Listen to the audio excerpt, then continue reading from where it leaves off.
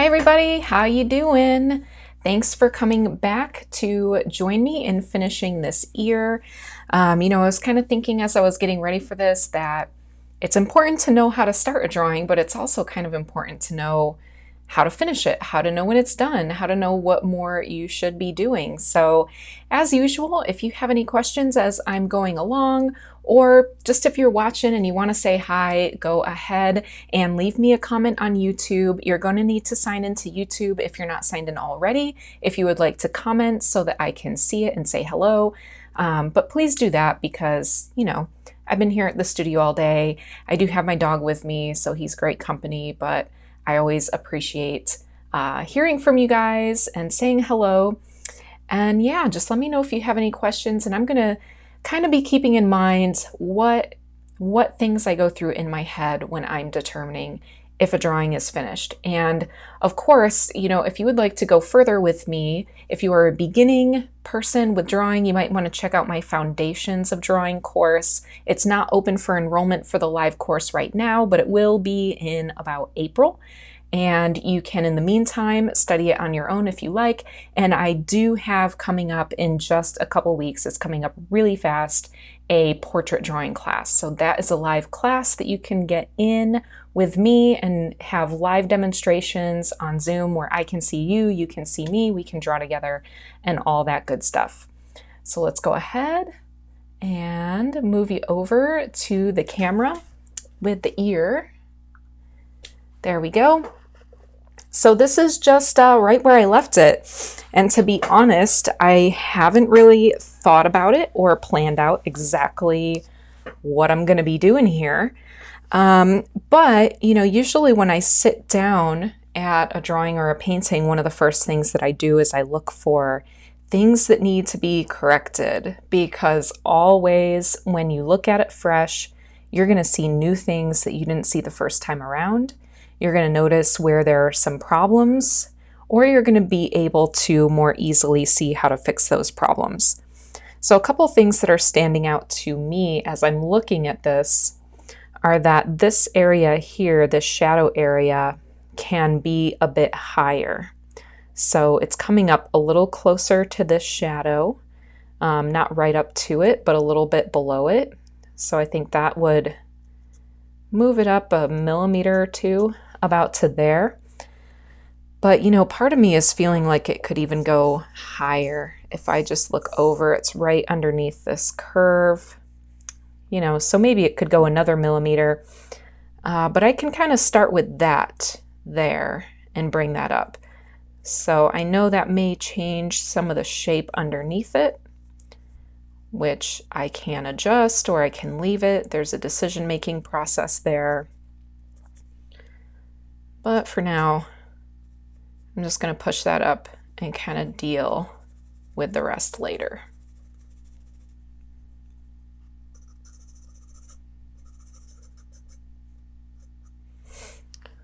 Okay, so I'll probably change some of the shading in here, maybe use an eraser in there or something. But for right now, I just kind of wanted to raise that up a little bit. And I know that this is exaggerated. It is not quite that lumpy there on the bottom. But I don't think I'm going to change that. And I could probably also push some of this up, but I don't think that I want to do that either. Some of that just has to do with the fact that it would be difficult to get rid of this line. And some of it is also that it doesn't look totally wrong to me. I know it's not exactly matching this particular ear, but I don't think it looks wrong in the sense of, does it look like an ear if you didn't see it with the drawing right next to it, or with the photo right next to it. So, now that I kind of have that out of the way, I've decided what I'm going to correct and what I'm not going to correct for the most part. Also, there is a little bit of an exaggerated curve here, which I might take care of as we're going along. But I'm going to start with this white pencil now, and I really like the General's white charcoal pencil, so that's what I'm going to be using. And I'm just going to start pulling some of these lightest parts out towards us. The lightest light is around here. And we've got another pretty intense highlight there, but it's much smaller. And then some other lights that are a little bit more subtle. So I'm going to start with that, and then I'm going to be making the decision about if I'm going to be putting some of the light on the neck in, if I'm going to be including hair or any of that kind of stuff. I think it might be interesting to do it, but I want to see first how much I can get this to kind of pop off of the paper on its own.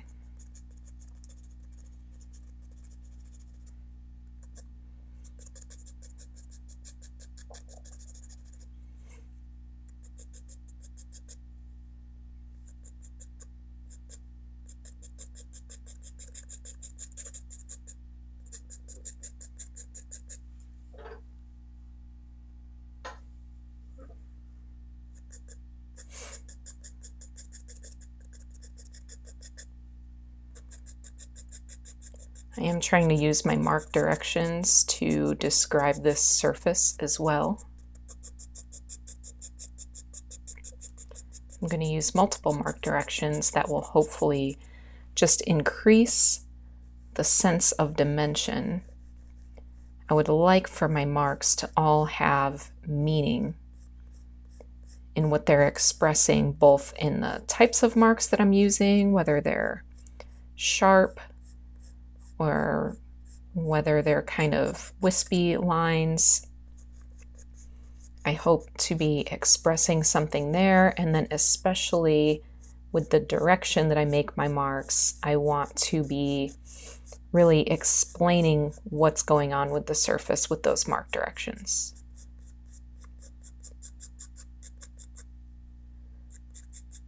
I tend for the most part to make light lines, light sort of wispy lines on things, and I don't use a lot of pressure most of the time. And that's just kind of a mark that I've developed over time because I like layering them. It's not necessarily a right or a wrong way to do things, but it's a way that I found of doing things that is it's nice and gradual, and that helps me just slow down the decision-making process.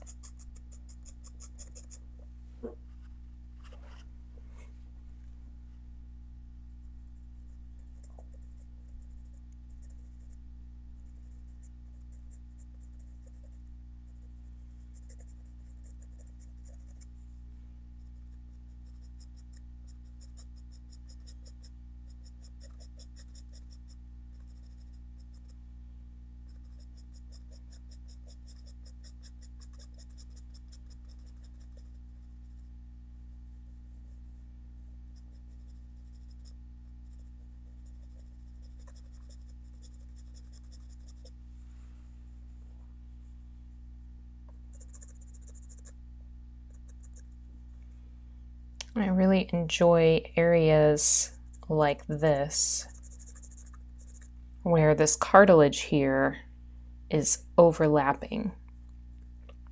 And so here there's a relationship of shadow to light, and then it kind of switches where this halftone is darker than this light, and then it melds together.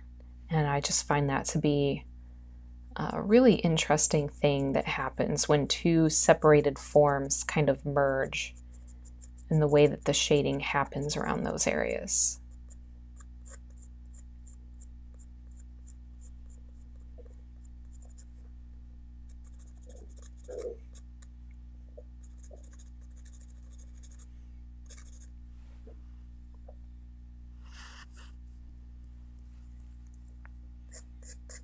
Definitely already this white is really bringing it forward from the paper. So I kind of think about it like clay, that every time I'm using the black charcoal, we're carving into this imaginary slab of clay, which is the paper. And every time I'm using the white charcoal, it's kind of like I'm building up on the top and I'm bringing it toward us. So subtractive with the charcoal and then additive with the white.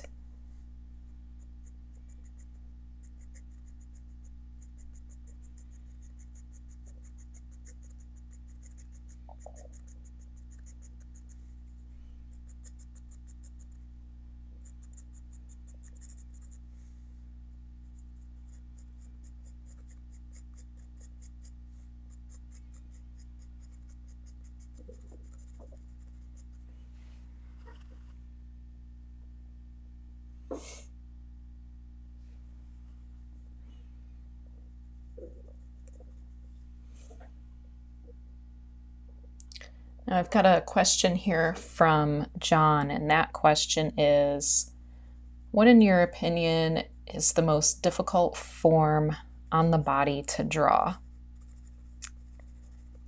That's a good question. You know, I think I would, it sounds really cliche, but I think I would have to maybe go with the hands, maybe go with the face. I guess I would kind of have to think about that a little bit.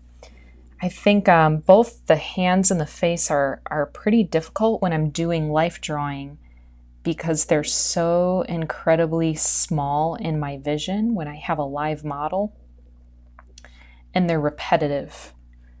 At least the fingers are repetitive, right? You have these fingers and they can line up in weird ways. Like if they happen to line up and be parallel, it's not gonna look real. And it's a lot easier when you can see more closely. And of course, portraits, if you're trying to get a likeness, there's so much in the way of proportion and getting that likeness. I think both the hands and the face are really like their own entire figure because there's so much going on with them. So I feel like I can draw hands really well when I see them up close. I can draw portraits really well when I'm focusing on them and they're large in my picture. But sometimes getting those in the context of everything from far away is more difficult. I don't know if that's kind of a cop-out on the answer of that question.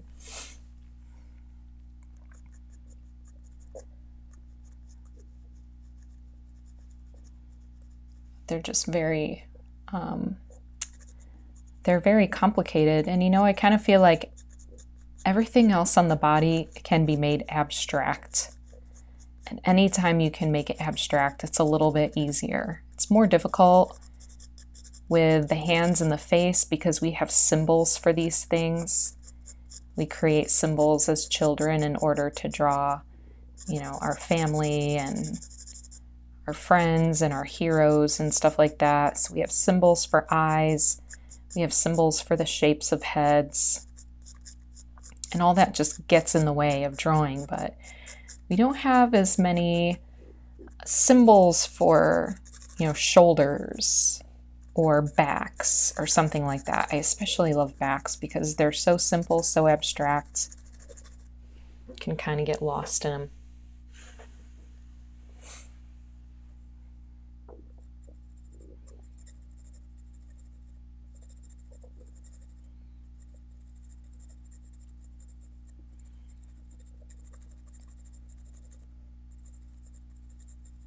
You know, I think ears are fun because we don't typically pay too much attention to them in art. We focus on the face, we kind of forget the importance of the placement of the ear. I should do an experiment sometime and Photoshop some ears at different sizes and placements on portraits just to see how much it affects what the face looks like. I think that would be a really good experiment and would really illustrate the importance. But you know, they're often hiding under hair and we just kind of, you know, place an earlobe or something like that.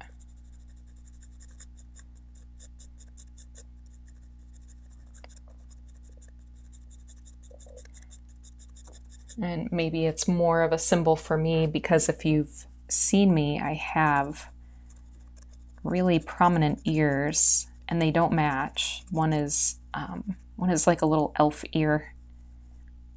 It's a little round at the top and it kind of hangs out a little bit more sideways. So ears have been a thing for me in my life. Maybe I've noticed them a little bit more than other people for that. We all have our thing, right? That we're, either self-conscious about or just whatever is sort of unique about us. And we tend to notice that a little bit more in everybody.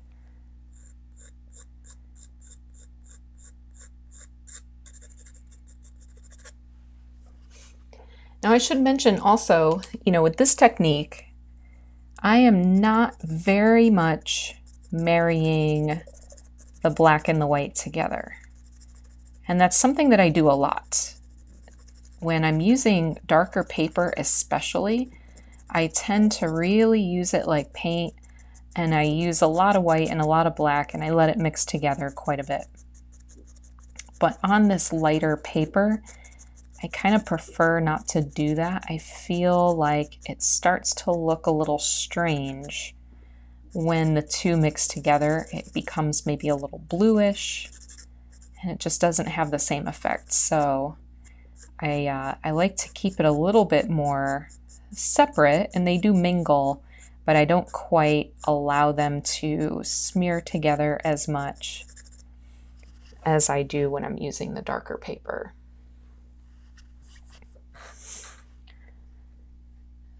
And I'm just going to kind of take a moment and just look at what I have here and kind of think about it. So I think it's looking pretty good. I think I would like to deepen some shadows to push the form a little further. So I'm thinking this shadow in here can be a little richer, a little deeper.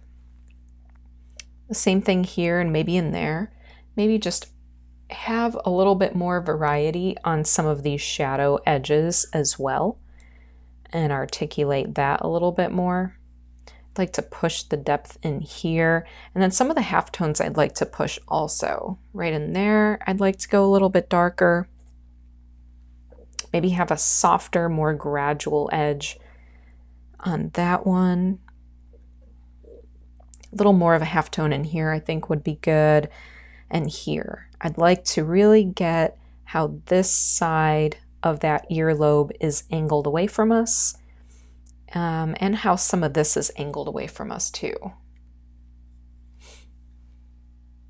Was a really good question. I've been getting this one a lot lately, and I've decided that I need to do a fixative experiment because no, I do not use fixative.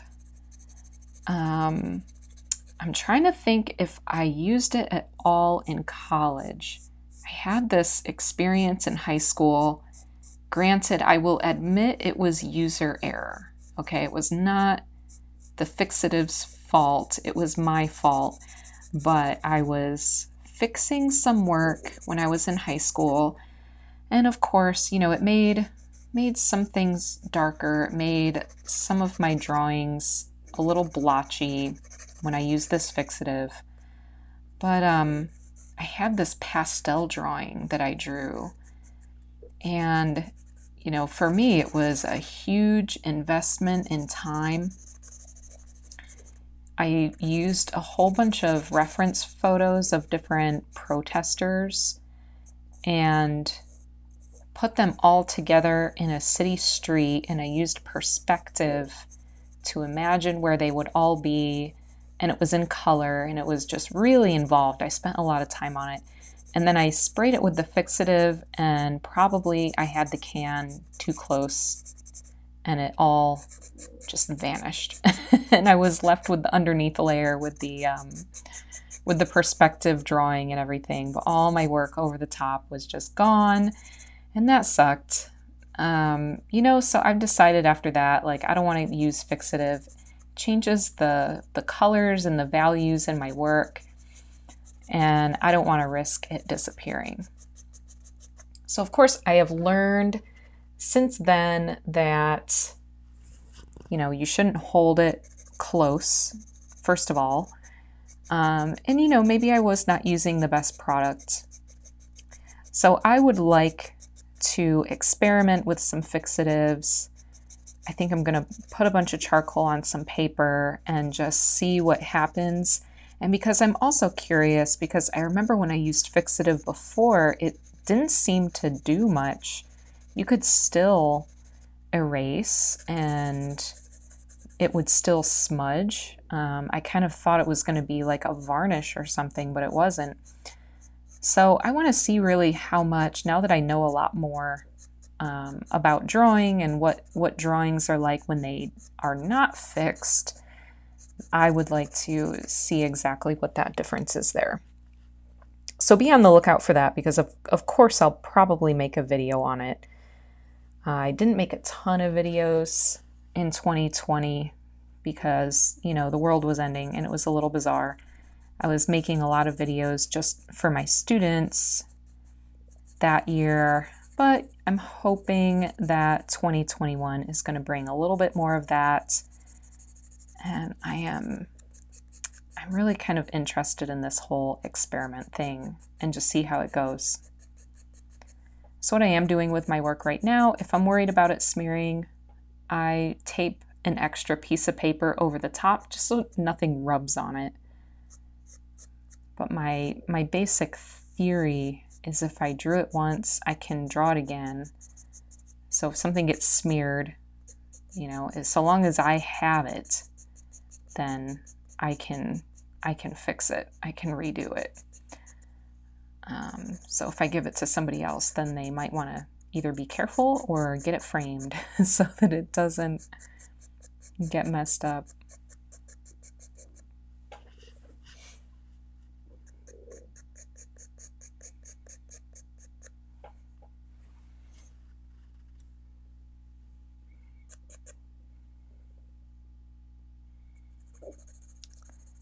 I kind of wish I could express this little bit of red color that I see on these edges. I'll have to try a drawing with either a red in here or sepia tone or something like that sometime. So I just think that's fun, that kind of blood flow that comes into the ear, articulating that.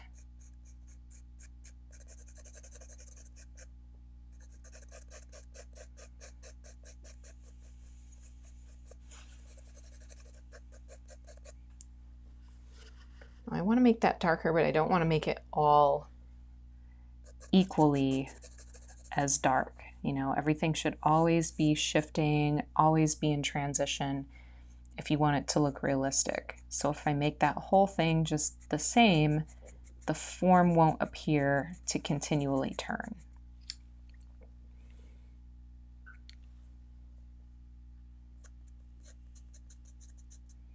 I should also mention I am switching back and forth here between a medium pencil and a hard pencil.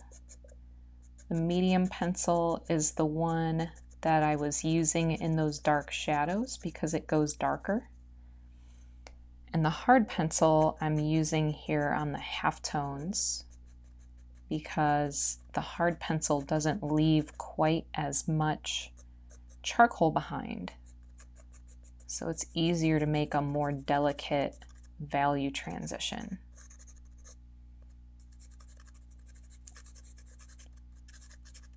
So I really like the hard pencils for halftones, and the medium pencils mostly stay within the shadows.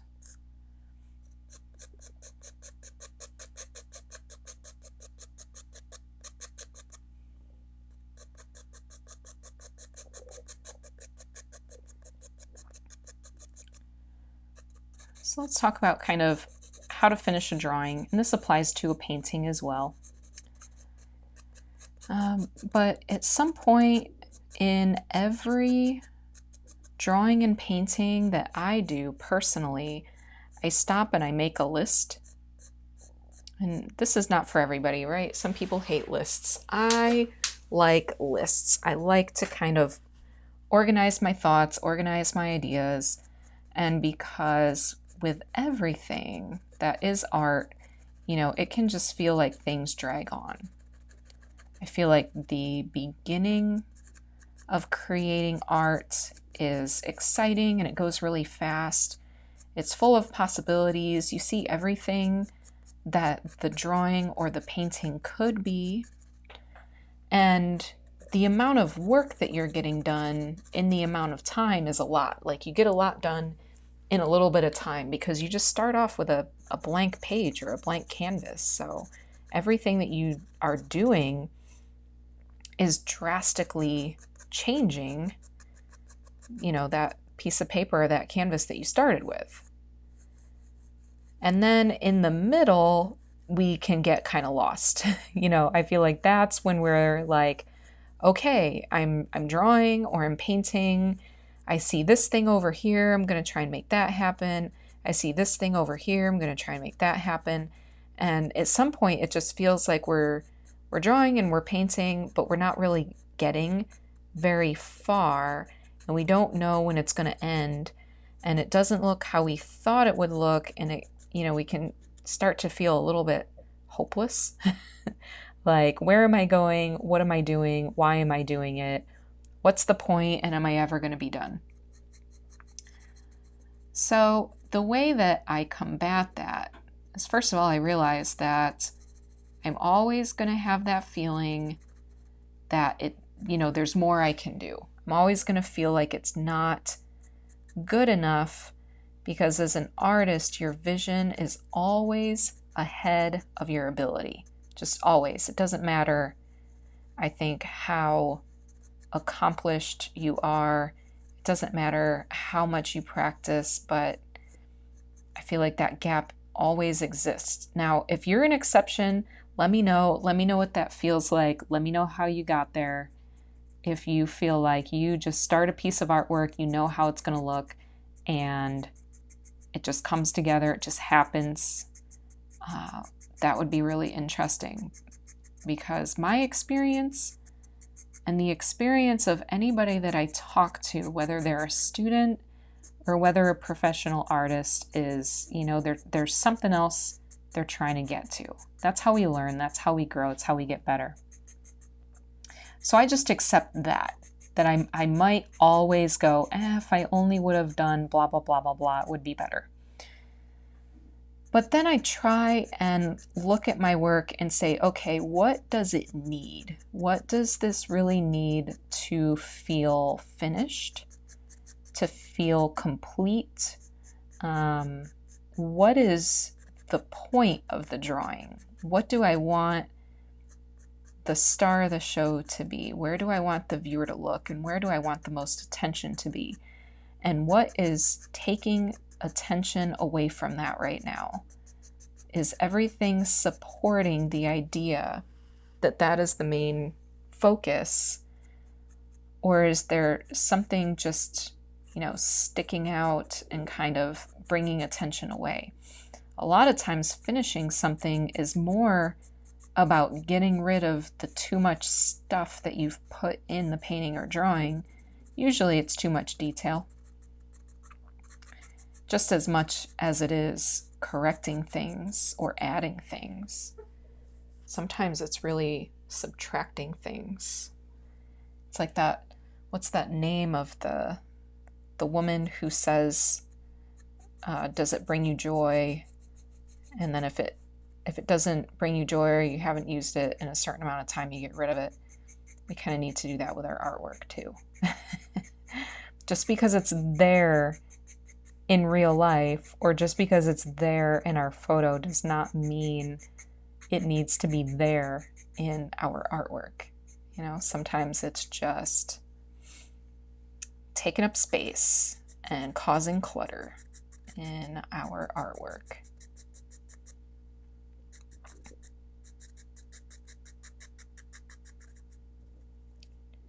So I'm going to be getting to that point in a minute here with this, and thinking about, what does it need? What do I like? What is bringing me joy? What is distracting? What is not bringing me joy?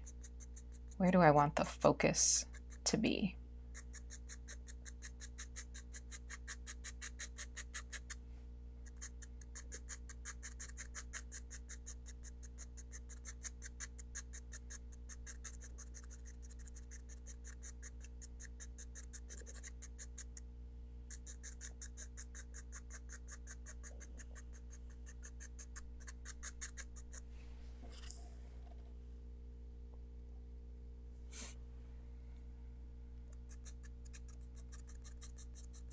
Definitely one of the things that I am debating is background stuff here. If I want this hair, I mean, I do think that these curls right here are super fun. But it's like, it's a if you give a mouse a cookie thing. If I start to put in this, then I've got to put in all of that. And if I put in all of that, maybe I need to put in some light in here. So I need to think if I want to do it. It could kind of be a cool flow though, because there's this repetitive like curve here, another little curve that way. This has a curve, that has a curve, this has a curve, and then there's almost a little one back here too. So that might be an interesting motif.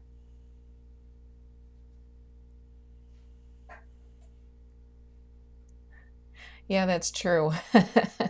I haven't made a quilt, but I can totally get what you mean there with the putting every fabric in a quilt. That's probably what would happen with me.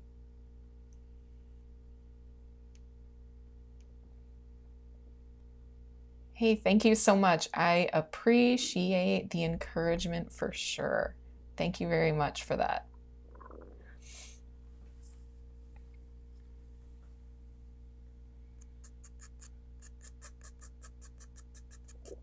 You know, even though I have come a long way in my work, for the most part, I'm enjoying what I'm doing. Like I said, I always see how I can do better. What I want to do just always feels like a little bit out of reach, but I recognize that I'm improving. I still have like mark envy with other artists, you know, that I'll look at their marks, the way that they use the medium, and you know, maybe especially when they have really visible, bold marks and mine are kind of wispy. I think, oh man, I kind of wish I drew that way, you know. So I've been thinking about just developing another mark. I don't know if I would abandon this mark that I have, but I've been thinking about just kind of working on that and seeing if I can get another style, maybe in addition to this style. So for example, maybe a style that I just use when I just have white paper and graphite. Or maybe I'm using a pen. Kind of how would I want to make the marks if I'm just using a ballpoint pen? And it's funny because I think at one time when I was younger and I cared more about what people think, I would have felt like I need a style and I need to stick with the style because I need to be definable and I need to have a thing. And when someone gets a piece of my art, they should know what it's going to be, you know, and I need to have that to be legitimate. Now I feel like your style is just inescapable. You're going to have a style because you're a person and there's a certain amount of your personality that you can't escape anyway. So even if you try to, you know, for example, copy somebody else's style,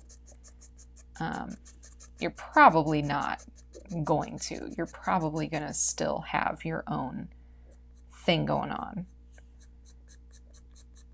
But I also just think, like, whatever, just enjoy yourself. If it makes you happy to draw a certain way, go ahead and do that. And the same with subject matter. You know, I guess, you know, some people worry about, well, what if I have some work that is landscape, and then I have some that's portrait, and then I have some that's abstract. Like, nobody's gonna know what to do with me. And that's kind of true, you know, to some extent, but at the same time, I think we need to also not forget what brings us joy and what's exciting and what experiments can we do with our work that, you know, are just for our own pleasure, and not worry so much about all that. There's a time and a place to worry about that, but I don't know, more and more I just want to draw and paint, and I almost don't even care what it is anymore. There are certain things I'm more interested in doing than other things, but even if I think drawing lettuce is going to be boring, half the time if I sit down in front of a head of lettuce and start drawing it, it's going to become interesting just by looking at it and drawing it. Okay. Let's see. What time is it? 8:07. I've got a little bit more time before I have to go home if I want to work on this. But I don't know if I want to start that hair. I don't know. I think maybe I want to work on that cast shadow underneath the ear. It's looking a little, it's not very nuanced. And it's not very nuanced in the reference because it's a cast shadow. Cast shadows tend to be a little bit sharp, but I think I'm going to curve it a little bit more, and I'm going to have a spot up here where it's going to be sharp, and then I'm going to soften it out there a little bit. I think that's going to give it just a little bit more dimension and nuance.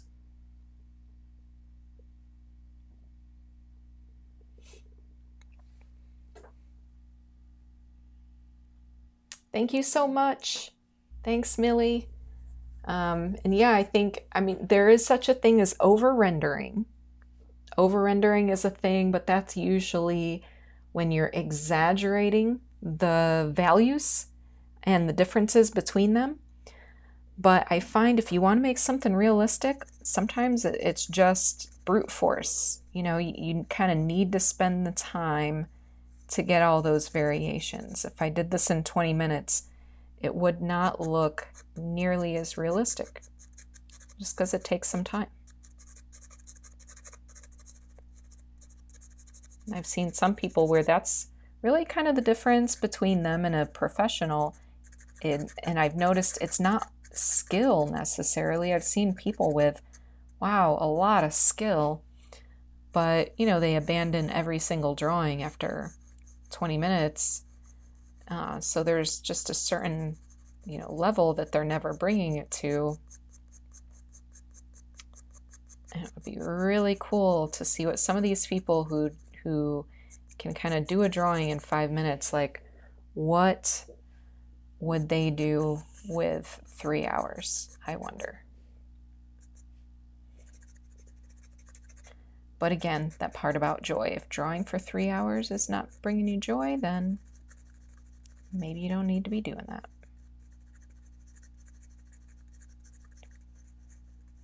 For me, I could draw for 10 hours and be pretty happy with that.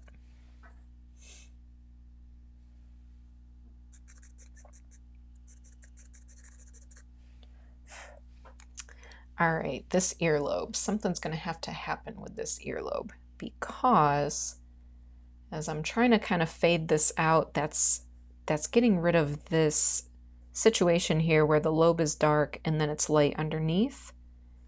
So I don't like that now that I'm starting to do it. There's also this super skinny, almost not there reflected light underneath that I think I want to restate. So I'm going to do a little erasing, but I don't want to make that reflected light too light, so then it's not going to sit back into the shadow where it needs to be. So if I do lighten it, you're going to see me go over it again probably, so it just stays in the dark there. And then I'm going to shape up this cast shadow a little bit.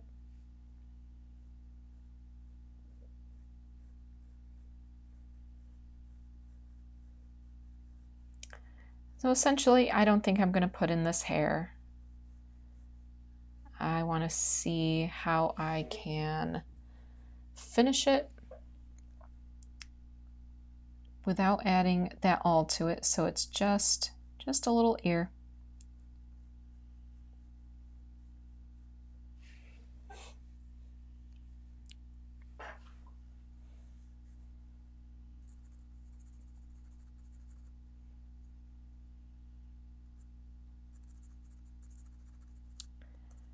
This is a medium pencil, so I'm going to switch to a hard pencil. And this is going to help me get some things sharp, and it's going to help me have a little bit more of a delicate touch as I'm expanding that cast shadow.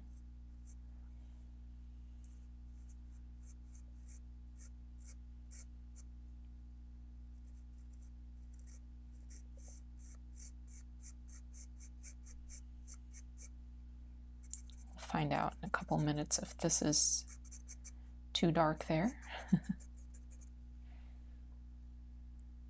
Probably is.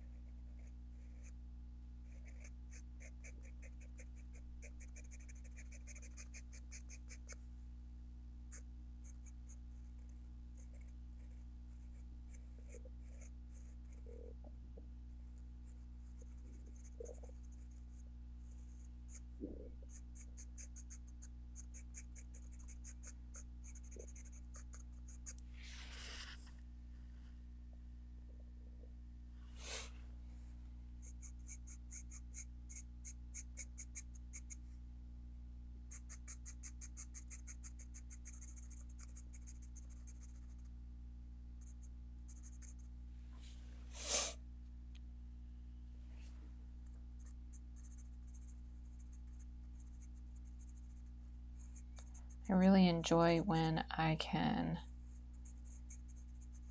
make a cast shadow really soft and then really sharp as it gets closer.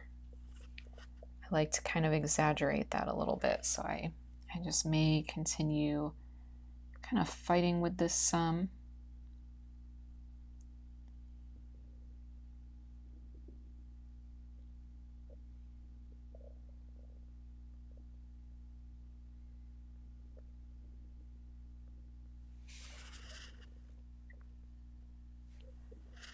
So as I'm kind of winding down here and finishing up, any ideas? I was thinking about doing this next week too, right?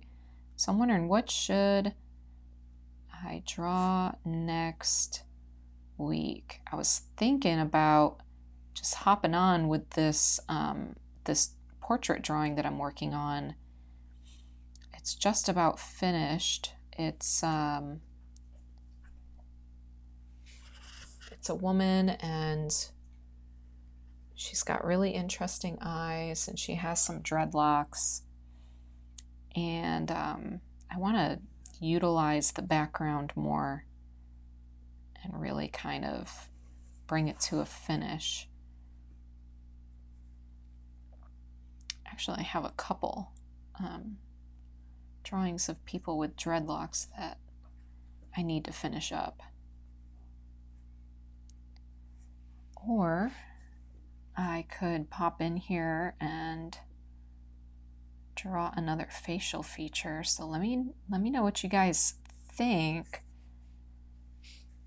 because I've got the free time until my portrait class starts, so that could be just fun.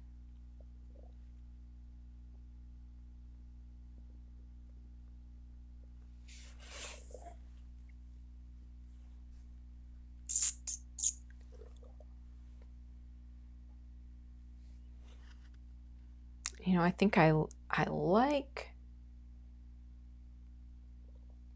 just about everything until we get to here. That texture to me feels like noise right now. It's bringing attention that I don't necessarily want it to bring. And a little bit, but to a lesser extent, right in there too.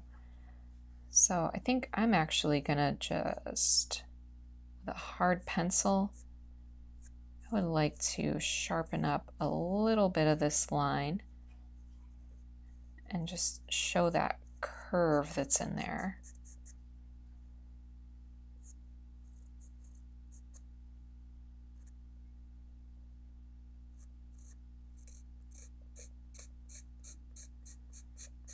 And do a little bit up here too.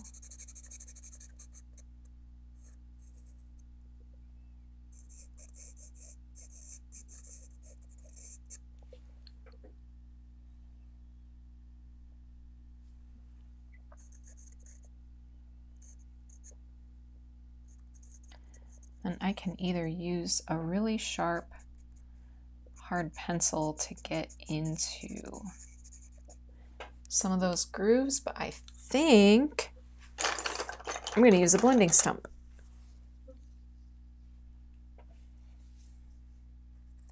Just because I want to quiet this a little bit.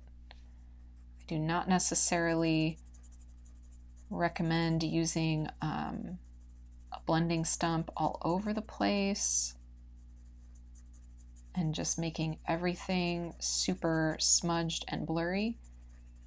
It's a style choice. Plenty of people do it, but it's not personally what I like to do, and it can also be a trap sometimes, and it can throw off your values. So really think about why you want to smudge or blend an area.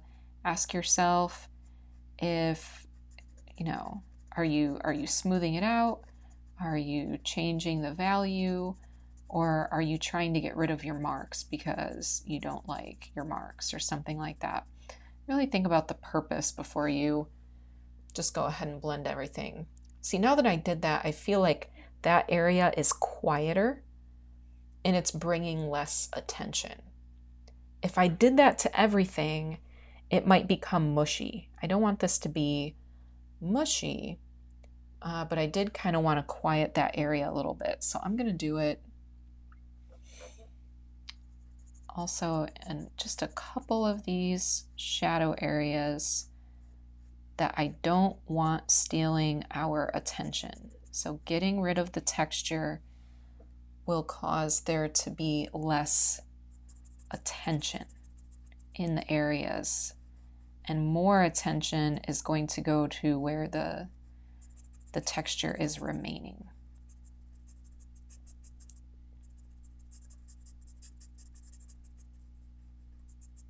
Okay, so just don't blend everything to death. Be thoughtful and be purposeful about that.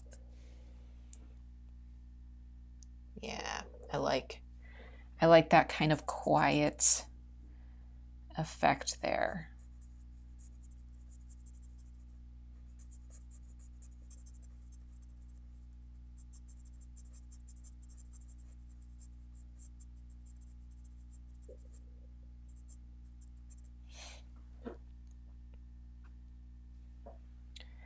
All right, I'm gonna drag that quiet effect down here a little bit. Like I said, I don't want to get too carried away.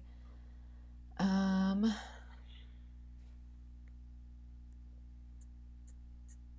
a tiny bit in there just to get rid of a little bit of that texture.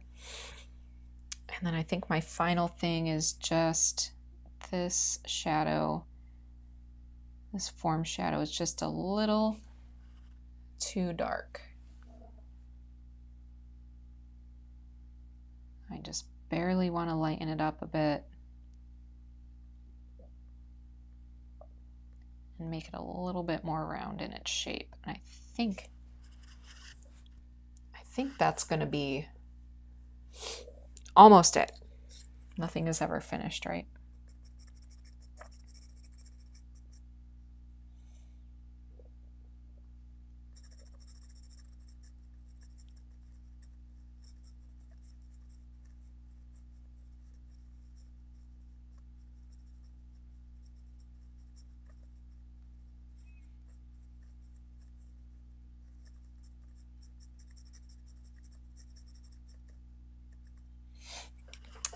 righty.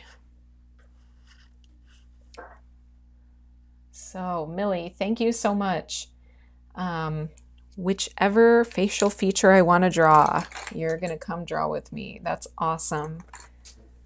Wonderful. So I'm actually, as I'm just kind of thinking on the fly here, thinking maybe I will draw a beard. So, you know, I've drawn so far live an eye, a nose, a smile, and now an ear. So maybe a beard would be fun. I've also drawn hair, but not specifically a beard. And yeah, I just think that would be cool and pretty interesting. So maybe I'll do something like that, either a beard or maybe a facial feature that's not one of the typical ones that we think of. Maybe a cheek or, you know, a chin or something like that. I don't know. So that might be kind of fun. Well, you know, thank you everybody for joining me. I kind of wonder, my dog's walking around. I don't know if you can hear him. Come on, Mordecai, come here.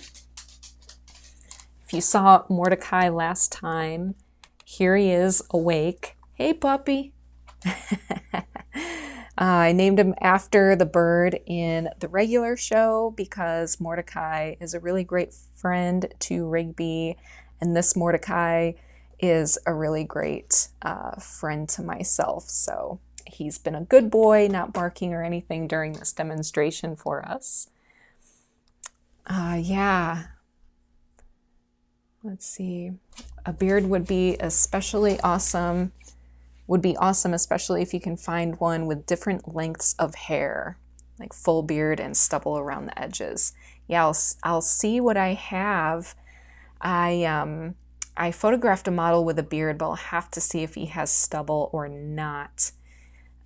So yeah, thank you for the stubble recommendation too. Awesome, another vote for a beard. Nice. Millie Mordecai says hi back. All right.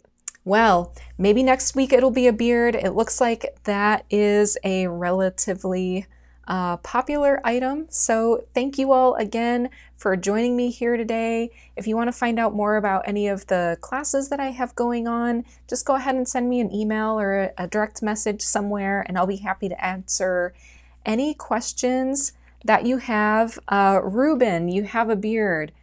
Send me a picture of your beard and maybe I'll be able to use it. We'll see. I need good lighting. But thank you for volunteering. Okay, so I look forward to seeing you all next week. It'll be same day on Tuesday. It'll be the same time, 4:30 p.m. Central Time. And yeah, I will see you all next week. So thank you so much and have a great rest of your week.